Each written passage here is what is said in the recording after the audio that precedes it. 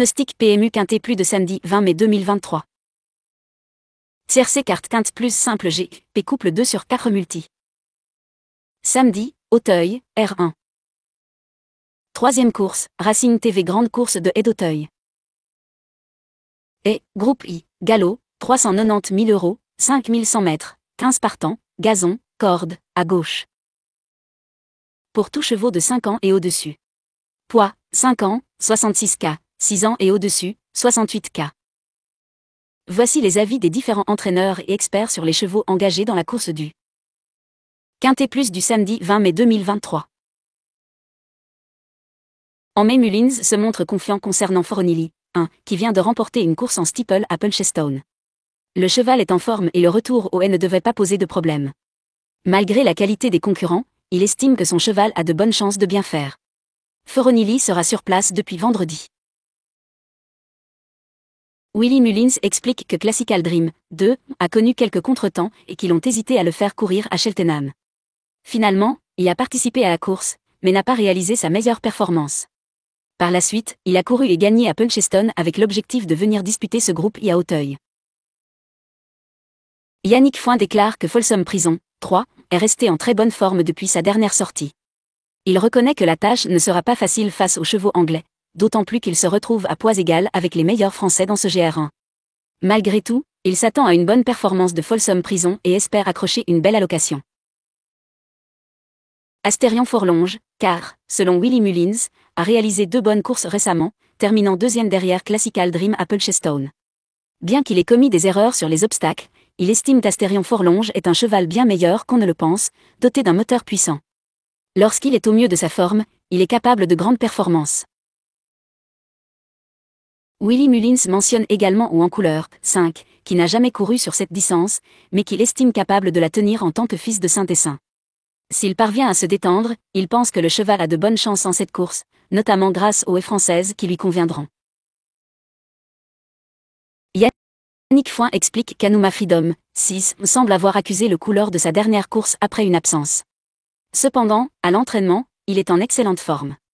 La distance sera un atout pour lui et les conditions du terrain ne le dérangeront pas. Il reconnaît que placer Anouma Freedom n'est pas facile, mais il tentera sa chance dans ce GR1, espérant profiter d'éventuelles défaillances des autres concurrents. Gavin Cromwell rapporte que Florine Porter, 7, a bien travaillé sur les haies à Maison Lafitte et qu'il est en très bonne forme avant sa course de samedi. Il s'attend à une bonne performance de ce cheval, bien qu'il fasse face à une forte opposition.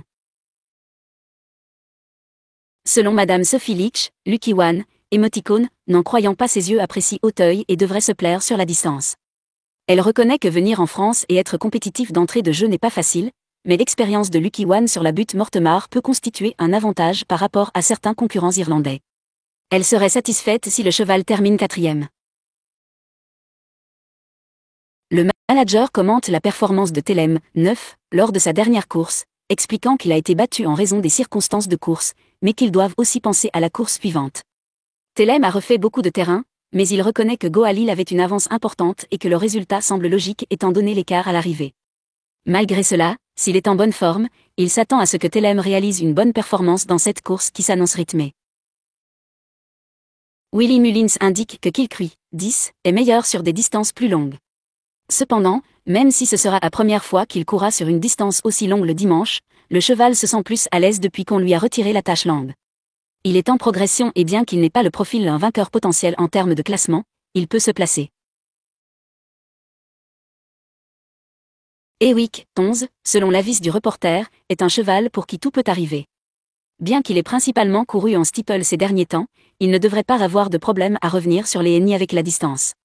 Bien qu'il soit barré par certains concurrents pour la victoire, il a le droit d'espérer une place à condition d'avoir un parcours sans encombre. François Nicole reconnaît qu'il a peut-être commis une erreur en faisant courir Hermès Bay, 12, récemment. S'il montre des signes de faiblesse dans la ligne opposée, cela signifierait que les courses précédentes l'ont affecté. Pour cette course, il compte utiliser des Australiennes sur le cheval, et s'il est en bonne forme, il devrait se trouver parmi les premiers à l'arrivée.